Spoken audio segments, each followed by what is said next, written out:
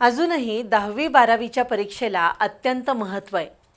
12वीच्या परीक्षेनंतर खऱ्या अर्थानं विद्यार्थ्यांच्या करिअरला दिशा मिळते। माध्यमिक आणि उच्च माध्यमिक शालांत परीक्षा मंडळाच्या वतीनं आजपासून 12वी परीक्षेला प्रारंभ करण्यात आला। इंग्रजी विषयानं सुरू झालेल्या या परीक्षेला जाताना विद्यार्थ्यांच्या मनात थोडंफार दडपण आणि त्याच वेळी आत्मविश्वासही दिसून आला। दरवर्षीप्रमाणे यंदाही 10वी-12वी परीक्षेसाठी कॉपीमुक्त अभियान राबवलं जाणार आहे।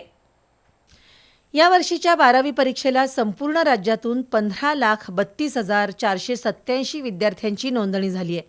त्यामध्ये मुलांची संख्या 8,20,229 आहे, तर मुलींची संख्या 7,12,240 इतकी आहे।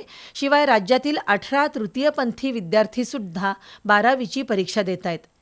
गेल्या वर्षीच्या तुलनेत यंदा 12वीच्या परीक्षार्थींची 27,000 वाढ झाली आहे, तर कोल्हापूर विभागात सुमारे 1,16,000 विद्यार्थ्यांची 12वी परीक्षेसाठी नोंदणी झाली आहे। जिल्ह्यातील 73 केंद्रांवर परीक्षा सुरू झाली असून त्यापैकी 68 केंद्रांवर सीसीटीव्ही यंत्रणा कार्यान्वित करण्यात आली आहे। आज इंग्रजी विषयाच्या पेपरनं 12वी परीक्षेला प्रारंभ झाला। सुमारे महिनाभर ही परीक्षा चालणार आहे। दरम्यान 12वीची परीक्षा प्रसन्न आणि तणावमुक्त वातावरणात जावी या उद्देशानं मेन राजाराम हायस्कूल आणि कनिष्ठ महाविद्यालयात एक अभिनव उपक्रम राबवण्यात आला। या केंद्रावर 250 विद्यार्थी 12वीची परीक्षा देत आहेत। या परीक्षार्थी विद्यार्थ्यांचं आज स्वागत करण्यात आलं। त्यासाठी संपूर्ण परिसर पानाफुलांनी आणि रंगीबेरंगी रांगोळी घालून सजवला होता। प्रत्येक विद्यार्थ्याला गुलाबाचं फूल देऊन स्वागत करून सर्व शिक्षकांनी विद्यार्थ्यांना परीक्षेसाठी शुभेच्छा दिल्या। या उपक्रमाचं विद्यार्थी आणि पालकांमधून स्वागत करण्यात आलं।